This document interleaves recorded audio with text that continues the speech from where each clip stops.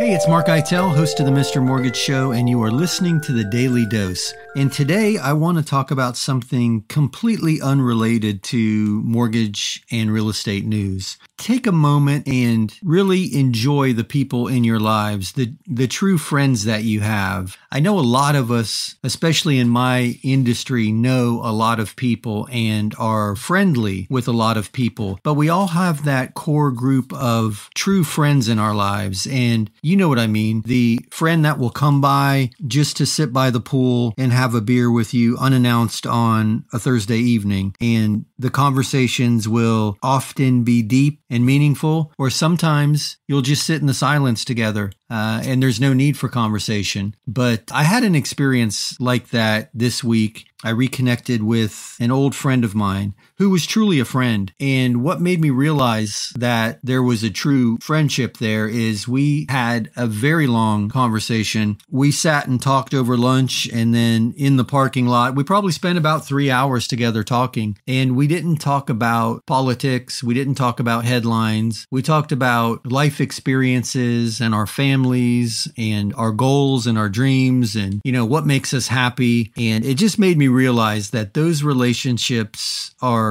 few for most of us anyway. And those opportunities to connect at a deeper level are definitely few and far in between. I only have a handful of people in my life that fall into that category. I've got a friend that I ride with, and we'll stop and, we might spend a couple hours on the bikes just heading into the sunset, or not to sound like a Butch Cassidy and Sundance Kid movie, but we'll just ride together and we'll get off the bikes and, have lunch and a beer. And sometimes we don't really need to talk. We're just out there kind of enjoying our own zen. And it's cool that we can experience that together. And the friend I reconnected with is definitely one of those guys. I've ridden with him a lot.